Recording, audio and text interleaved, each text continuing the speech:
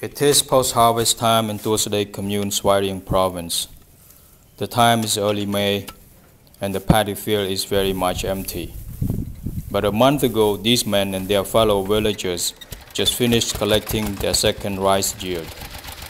For the first time in many years, they could harvest 2 rice crops per season, following the construction of a water spillway in a nearby reservoir called the Batu Lake. When we did not have this spillway built, we were able to grow only 1 rice per year.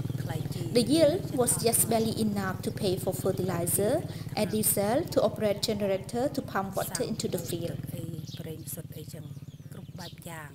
This is the spillway, a concrete wall which is over 2 meters high and 32 meters long. It functions as a dam to preserve water in the lake. There used to be a metal gate under the bridge, but corrosion destroyed it, leaving an open gap through which rainwater flowed downstream. Little of it could be tapped for farming. Mr. Soksek, the commune chief, says that because of the shortage of water, many villagers were forced to migrate elsewhere to look for work, and often many of them ended up becoming beggars to survive. We used to have many people migrating out of the villages to beg for a living. It was not like you have 10 families living or anything like that. I'm talking about groups of families living to the extent that the villages became so quiet. Children had to abandon school because they had to go with their parents.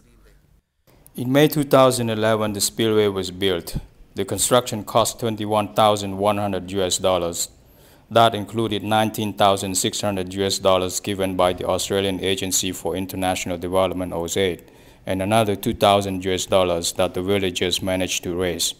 It was a sizable amount of contribution by the villagers, many of whom live in mud houses. The dam is just one activity under 46 projects that the United Nations Development Program and the Global Environment Facility Small Grant Program are implementing jointly to help improve the livelihoods of poor villagers in the face of climate change impacts. The projects also receive funding from the Swedish government. Mr. Soksek says that the increase in farming cycles has also created employment opportunities in the commune. As a result, the number of people migrating out of the villages to look for alternative work has decreased dramatically since the construction of the spillway. In the past, we were able to grow rice on about 400 hectares only, but now we can do on almost 1,000 hectares. Since we are able to increase the retention of the volume of water, we can now pump it to a rice field on higher ground, unlike before, when we were able to plant rice mostly in area close to the lake only. Now we can pump water to as far as 500 to 700 meters away.